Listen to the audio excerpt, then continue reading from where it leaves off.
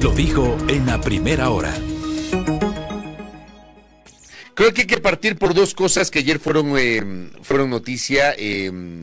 Una realmente negativa, horrorosa, lo que pasó con la directora encargada de una cárcel, de la penitenciaría del Litoral. Dice la nota periodística de Primicias: María Daniela Icaza Rezabala, directora del Centro de Rehabilitación Social de Varones número 1 de Guayaquil, conocida como la Penitenciaría del Litoral, murió a tiros en la vía Daule de Guayaquil mientras se trasladaba al hospital del Guasmo Sur. Sujetos interceptaron el vehículo en el que Icaza se movilizaba a la altura de Pascuales y dispararon contra ella, que iba en el asiento del copiloto. Durante el ataque también resultó herido un funcionario del Servicio Nacional de Atención a Personas Privadas de la Libertad, SNAI, que acompañaba a la directora. Icaza fue una funcionaria de carrera en el sector carcelario desde el 2017, cuando se enroló en el desaparecido Ministerio de Justicia. Es el segundo atentado mortal en contra de autoridades carcelarias en lo que va de septiembre. El día 3, el pasado 3 de septiembre, Alex Guevara, director del Centro de Rehabilitación Social de Sucumbíos, murió a tiros en Lago Agrio. El SNAI anunció que se activaron todos los protocolos de investigación correspondientes en coordinación con la Policía Nacional a fin de esclarecer los hechos y llevar ante las autoridades a los responsables del crimen.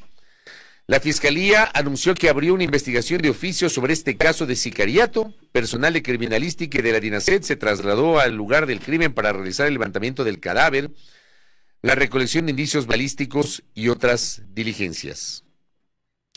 La penitenciaría del Litoral alberga más de 6.500 internos, es parte de un gran complejo con 5 prisiones, ha sido uno de los escenarios de cruentos choques entre narcotraficantes que han dejado más de 460 presos muertos desde el año 2021. Las cárceles ecuatorianas que se transformaron en centros de operaciones del crimen, dice la nota, están bajo control de militares desde enero, cuando el presidente Daniel Noboa declaró al país en conflicto armado interno ante la arremetida del narco. Hablábamos justamente de este asesinato de ayer, del asesinato del 3 de septiembre, pero también el 1 de septiembre, gracias contertulio, tenemos la referencia del asesinato de 2 guías penitenciarias. Es decir, este mes ha sido un mes cruento, sangriento, terrible para quienes laboran en el sistema carcelario del país. La noche del sábado 31 de agosto, nota que publicó Diario El Comercio, 2 guías penitenciarias fueron asesinadas en la vía Daule. El SNAI informó sobre este trágico hecho. Las 2 servidoras del Cuerpo de Seguridad y Vigilancia Penitenciaria, Kelin Ramos y Wendy Ortiz, fueron asesinadas mientras se dirigían al Centro de Privación de la Libertad Guayas número 2, que también funciona en el complejo carcelario conocido popularmente como la penitenciaría. Durante el trayecto en la vía Daule, cerca del Centro de Rehabilitación Social Guayas número 4, las servidoras fueron víctimas de un atentado delincuencial que resultó en su fallecimiento. El SNAI también informó que se solicitará el inicio de una investigación ante la Fiscalía Provincial del Guayas para identificar a los responsables de este hecho violento. Les he relatado 3 cosas ocurridas en el curso de este mes. Y recién estamos 13. Ni siquiera completamos la primera quincena. Y tenemos 3 hechos de sangre que han cobrado la vida de funcionarias y funcionarios del sistema carcelario de nuestro país. Y otra vez, la reflexión, la alerta, la crítica periodística que se hace desde este espacio. ¿Qué tipo de medidas de seguridad está brindando el Estado a quienes laboran en el sistema carcelario de este país? ¿Qué tipo de medidas de seguridad, por ejemplo, tenía la directora encargada de la penitenciaría del Litoral asesinada el día de ayer? Porque, por ejemplo, uno de sus familiares, Víctor Andrés, entiendo que es su hermano, en su cuenta de ex, a propósito de un post de la Fiscalía había publicado hace 10 horas, inició de oficio una investigación previa por el asesinato de María Daniela Icaza, directora encargada de la penitenciaría del Litoral. El hecho se suscitó esta tarde, o sea, ayer, mientras se trasladaba junto a su custodia en la vía Daule al norte de Guayaquil. Y el hermano, Víctor Andrés, dice: solo quiero puntualizar algo. Mi hermana no venía con custodia. Porque no tenía. Iba con la persona que a veces le hacía expreso. O sea, que le trasladaba, que le llevaba, que le hacía el transporte. Ojo, salió de la morgue del hospital hoy a las 11 de la noche ayer, cuando sacaron el cadáver. Nunca llegó un fiscal. Este es un testimonio del hermano. Yo imagino que no le van a decir que es un mentiroso, ¿no? Que esa es la típica. Aquí descalifican a la gente. El hermano de la funcionaria del sistema de rehabilitación social asesinada el día de ayer denuncia que el cadáver salió de la morgue a las 11 de la noche y nunca llegó un fiscal. Nunca llegó la DINASET. Y hasta ese momento, cuando escribió este post que fue a las 12 de la noche con 5 minutos, o sea, 1 hora y un poquito más después de que sacaron el cadáver de la morgue, dice, nadie nos ha dicho nada. O sea, aquí hay una mezcla de indolencia, de quimimportismo, de desidia. Ayer resulta que en medio de todo esto aparece un video que fue publicado en la cuenta de Instagram del señor presidente de la República con cualquier otra cosa.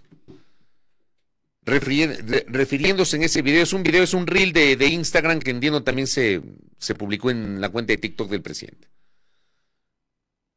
Hablando de los juicios políticos. Me parece que hoy estamos concentrados solo en los juicios políticos, que ya mismo también nos va a comentar, porque tenemos otro nuevo episodio de burlas y de mamarrachadas ocurridas en la Asamblea Nacional.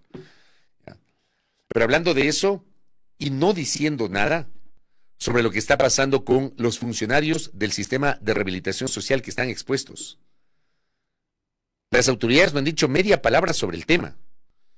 Si es que alguno de mis colegas que esté en sintonía, alguno de los amigos que esté en sintonía, tiene alguna referencia de alguna reacción, por ejemplo, de la ministra Palencia, le agradecería. Pero vamos a buscar aquí si es que la ministra Palencia ha dicho algo. Cero, ni media palabra. Ni media palabra. No ha dicho absolutamente nada la ministra Palencia. Revisemos la cuenta de ex del presidente. Ni media palabra del presidente de la República. ¿Cómo se puede interpretar aquello? ¿Quimimportismo? ¿Falta de empatía? Estamos en otras. ¿Cómo quieren que las cosas mejoren a nivel de seguridad, por ejemplo en las cárceles, si no les brindan seguridad a los funcionarios del sistema carcelario? Yo vengo planteando en este espacio de manera recurrente la necesidad de impulsar una depuración. Pero para poder depurar, hay que empezar primero rodeándose de gente honesta y garantizando que esa gente honesta tenga las medidas de seguridad correspondientes para poder hacer su trabajo. O sea, no concibo, créanme, o sea, creo que no estoy diciendo nada del otro mundo. Pero si tú tienes una persona que está al frente de un sistema carcelario, de un complejo carcelario, no puede no tener seguridad. Un director, una directora de una cárcel en las condiciones actuales no es una situación normal, entendamos, por favor. Lo que está viviendo el Ecuador no es normal. Otra cosa es que hay gente que se ha acostumbrado a lo que estamos viviendo. Pero esto no es normal. Yo les invito a ustedes a reflexionar sobre esto y a no acostumbrarse ni cotidianizar lo que está pasando. Siempre lo digo, no es normal lo que está pasando. No es normal lo que estamos viviendo. No perdamos el norte, por favor, como sociedad no perdamos ese norte. Aquí hay gente que ha normalizado las cosas. Y como resulta que el sistema penitenciario está contaminado, al igual que está contaminado el sistema judicial, así como está contaminada varias de la institucionalidad de la República. Creo que no estoy diciendo nada del otro mundo porque es así. Es así. El crimen organizado ha penetrado en diversas instancias del Estado ecuatoriano. Y aquí se necesita una depuración. Pero para llevar adelante una depuración hay que garantizar la seguridad de los funcionarios para poder llevar adelante ese objetivo, para poder lograr el objetivo. Pero si usted tiene una directora de una cárcel que no tiene custodia, lo que tenía es una persona que le hizo el favor de transportarla. Pero es que tenía una persona armada acompañándola. Yo pregunto si levantan perfiles de riesgo, si hacen trabajos de inteligencia. Para estas cosas tiene que servir la inteligencia. La inteligencia no tiene que servir para otra cosa que no sea para anticipar riesgos. Para eso tiene que servir la inteligencia. Yo pregunto si se está utilizando la inteligencia en estas cosas. Por favor. Acá la Tere Menéndez me dice, no solo el silencio de las autoridades sobre el asesinato de la directora de la penitenciaría, sino los 3 hechos consecutivos, los crímenes de las 2 guías penitenciarias de Guayaquil, 31 de agosto, amanecer del 1 de septiembre, y el del director de la cárcel de Sucumbíos, claro reflejo de la falta de custodia policial de los servidores penitenciarios. Y ayer cuando se consultó el tema en el Ministerio del Interior, mutis, camino al foro. Todo esto cuando no se han cumplido aún los primeros 15 días de este mes. Acá le envío un abrazo a mi querido amigo Alexander Moreira desde Manabí. Me dice, recuerda que en Manabí ya mataron a otro en Jipijapa, también director de un centro carcelario. Gracias por este aporte, apreciado Alexander. Efectivamente, me confirma César. Cecitar, buen día. Cecitar Bermeo, no han dicho nada, no ha habido pronunciamientos públicos sobre esto. ¿Ah? Es que yo realmente no comprendo ese tipo de cosas. Acá, por ejemplo, otro post del hermano de la directora encargada asesinada, de Daniel Icaza Rezabala. Esto fue antes de que retiren el cadáver. Hace aproximadamente 3 horas llegué a la morgue a recogerlo, lo que quedó de mi hermana, una mujer de familia tranquila con un gran futuro por delante, se va cumpliendo con el Estado y con honor. Aún nadie nos ha llamado siquiera a decir lo siento por parte del gobierno. No sé si después de lo que él publicó le llamaron, después de la medianoche. En medio del dolor que embarga a la familia. Gracias por ese post, Viviana. ¿Qué tal? Acá, otro mensaje de uno de nuestros oyentes. Los servidores del SNAI a todo nivel están expuestos a afrontar situaciones de inseguridad por cumplir su trabajo. A nivel institucional este tipo de cosas se han normalizado y sin embargo las autoridades exigen más compromiso. ¿Cómo? Digo, este tipo de cosas lo más probable es que terminen atentando o afectando la autoestima de los funcionarios del sistema penitenciario. O sea, es una cadena sucesiva de muertes. Y a partir de eso, ¿qué está haciendo el Estado central frente a esto? Por favor. Lo único que ha publicado a cuenta del Ministerio del Interior es una condolencia. Pare de contar. Aquí se necesita, aparte de las condolencias, se necesita acciones de autoridades. Pero están más preocupados de los juicios políticos. Están más preocupados de la situación de la vicepresidenta, porque ayer ocurrió algo totalmente insólito. Que la vicepresidenta de la República tiene que cumplir con las normas legales es absolutamente cierto. Que no hay servidor público que esté por encima del bien y del mal. Que no hay funcionario del sector público que no esté obligado a cumplir con las normas. ¿Ya? Como cualquier servidor público, las autoridades también son servidores públicos. Pero entendamos que la señora vicepresidenta de la República, con cuya visión, por enésima vez les digo, yo no comparto. No comparto ni la visión política ni la visión ideológica de la señora vicepresidenta, ni comparto el papel tan cuestionable que ha asumido en los últimos meses, que yo le he dicho aquí de manera frontal y con estas palabras. La vicepresidenta de la República se ha convertido en una conspiradora contra el presidente Noboa. Lo he dicho públicamente. Pero del otro lado, resulta que ya no saben ni qué hacer para sacársela de encima a la señora. Pero no saben qué hacer. Entonces son una serie de acciones para ver cuál resulta. Y aparte de lo del Tribunal Contencioso Electoral, que está, digamos, en camino, que está bajo trámite, resulta que ayer se conoce la noticia que le han abierto un sumario administrativo porque la señora tenía que haberse trasladado hasta Turquía antes del 1 de septiembre y recién lo hizo el 9 de septiembre. Vamos a revisar la nota que publicó diario El Universo. Siempre citamos la fuente de los medios colegas en este espacio. La vicepresidenta de la República, Verónica Abad Rojas, afronta un sumario administrativo abierto por el Ministerio del Trabajo porque habría incumplido con una disposición presidencial en su traslado hacia la Embajada de Ecuador en Ankara, Turquía. El Ministerio de Trabajo abrió un sumario administrativo a la vicepresidenta del Ecuador el 10 de septiembre, hace 3 días, porque aparentemente habría incumplido la orden emitida por el Ministerio de Relaciones Exteriores de llegar a Ankara antes del 1 de septiembre. Verónica Abad llegó el lunes 9, o sea, una semana después. Debido a la escalada de tensiones en los últimos meses en Medio Oriente, el 8 de agosto el presidente Noboa decretó el traslado temporal de la vicepresidenta, embajadora, hasta la capital turca. En el documento, en el decreto ejecutivo, no se mencionaba la fecha en la que debía cumplir con la disposición. Dice el reporte: el Departamento de Recursos y Sumarios del Ministerio de Trabajo procedió con el sumario por el presunto incumplimiento de Verónica Abad de un memorando emitido el 27 de agosto por la Cancillería. En el documento, la Cancillería le había solicitado a Abad que informe la fecha en la que se desplazará a Ankara, la cual deberá ser antes del 1 de septiembre. No obstante, la vicepresidenta llegó el 9 y no antes del 1, que fue la disposición invertida, menciona el documento gubernamental.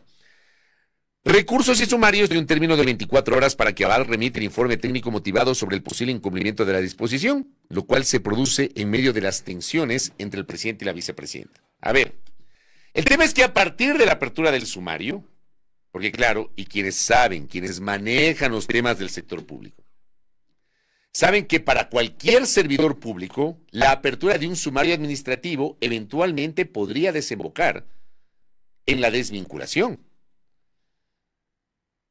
Pero a la vicepresidenta de la República no le pueden quitar el cargo por la vía de un sumario administrativo. No existe esa posibilidad. Y yo le quiero plantear a la ciudadanía, le quiero plantear a la audiencia, le quiero plantear a ustedes, oyentes internautas, manejar este tema con absoluta seriedad y simplemente revisar la Constitución. La Constitución es la norma suprema. Y en la Constitución establecen claras normas a través de las cuales tanto el presidente cuanto la vicepresidenta podrían dejar de ser tales. Y en la norma constitucional en ninguna parte, dice que la apertura de un sumario administrativo por un posible incumplimiento de sus funciones asignadas sea causal para perder el cargo. Artículo 145 de la Constitución.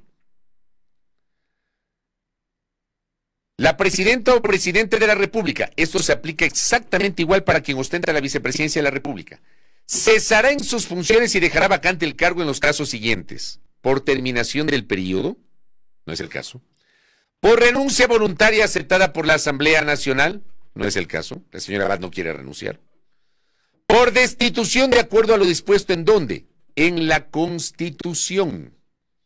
¿Quién puede destituir a la vicepresidenta de la República? La Asamblea Nacional.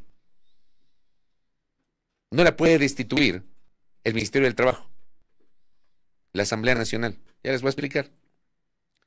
Por incapacidad física o mental permanente que le impide ejercer el cargo, certificada de acuerdo con la ley por un comité de médicos especializados y declarada por la Asamblea Nacional con los votos de las 2/3 partes de sus integrantes. Eso está clarito y ya lo abordamos con ustedes hace algún tiempo, cuando se hablaba y se colocó el frente que supuestamente querían declarar loco al presidente de la República, como que, o sea, aquí no hay forma de que se repita el mismo caso de Bucaram en el 97, no hay manera de que los legisladores se conviertan en psiquiatras, no hay cómo. No hay cómo, además, que con mayoría absoluta, la mitad más uno de la integración del cuerpo legislativo, se pueda destituir un presidente por declararlo incapaz mental para gobernar. No hay cómo repetir lo que le pasó a Bucaram el jueves 6 de febrero del año 97. No hay manera.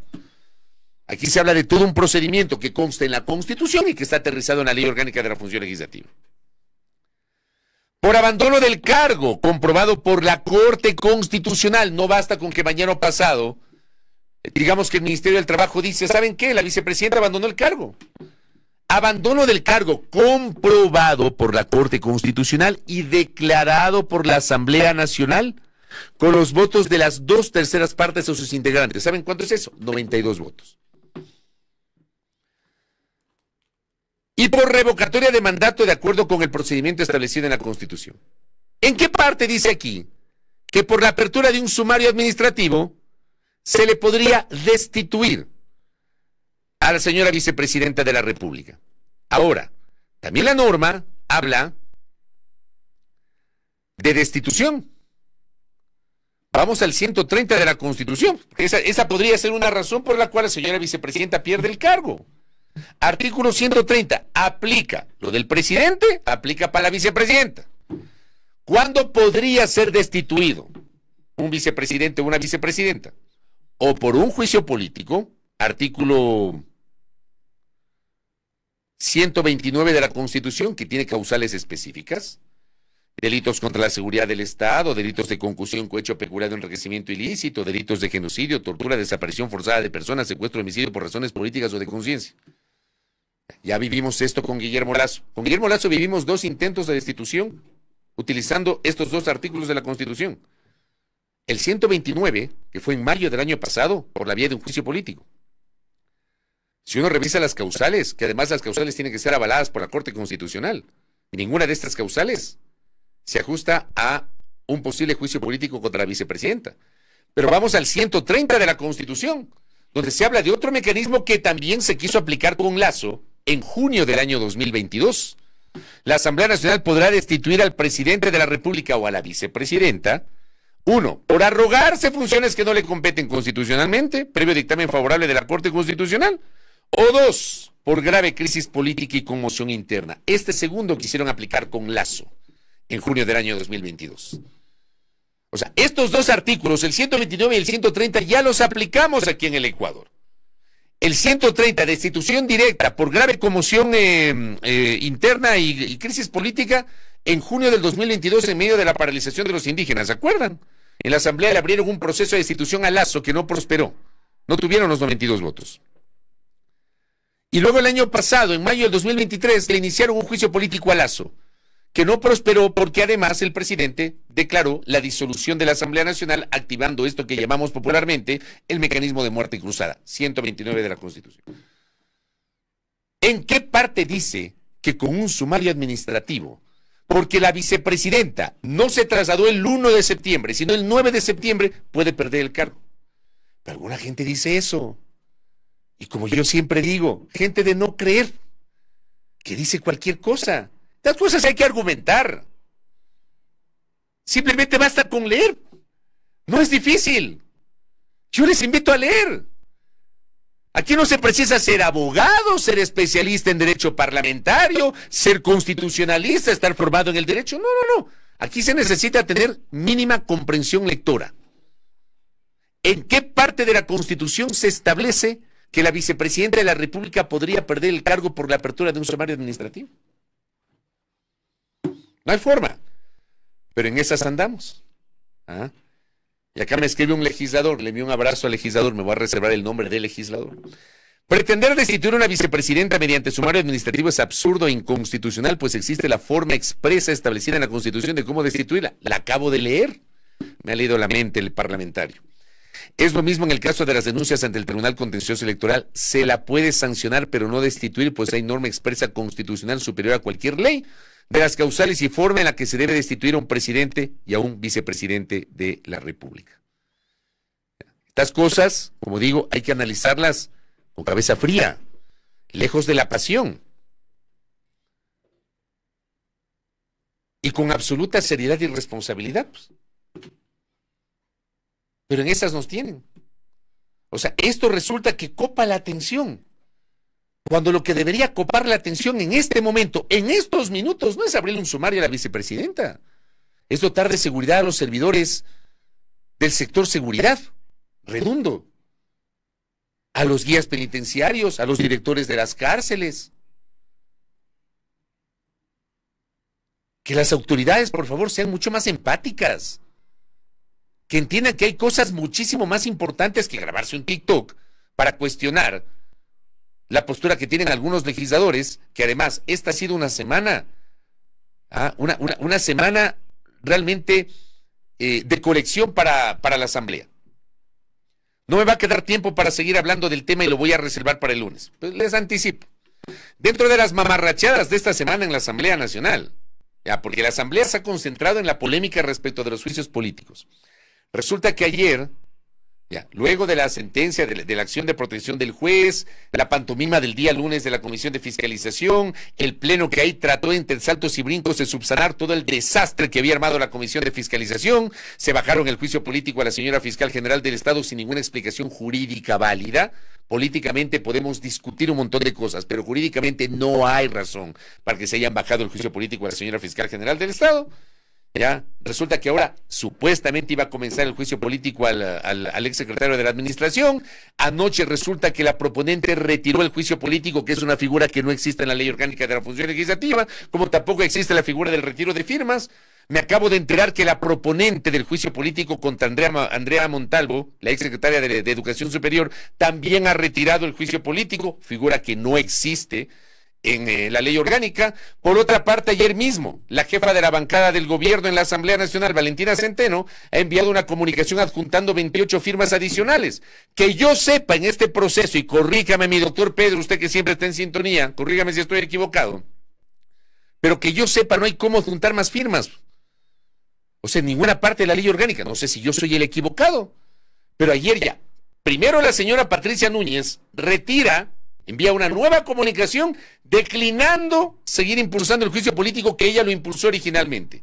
Y por otra parte tenemos al asambleísta Centeno que dice, no, un momentito, usted no puede retirar, yo le pongo 28 firmas más. Créame, es una payasada esto, es una payasada. Y encima ayer incluyeron en el orden del día una intención de aprobar una resolución para iniciar un proceso sancionatorio contra los asambleístas de la Comisión de Fiscalización, que en cambio decidieron acatar la acción de protección del juez. O sea, todo un desastre, una mamarrachada. ¿En serio? Es que es un horror.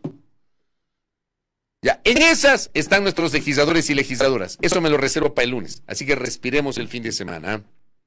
¿Qué me dice el Flaco Sánchez?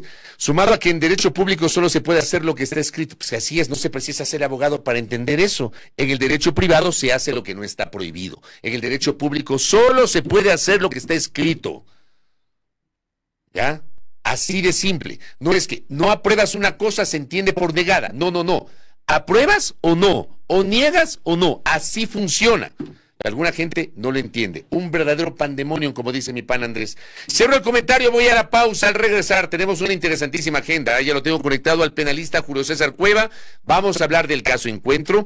Más adelante también estaremos hablando con el consejero del Consejo Nacional Electoral, el consejero José Cabrera. Con él vamos a conversar justamente sobre la convocatoria de elecciones que ayer a las 9 de la noche lo hizo en un video de 7 minutos y pico el Consejo Nacional Electoral. O sea, ya estamos, como dice el Jacobo García siempre, el 2025 ya está aquí.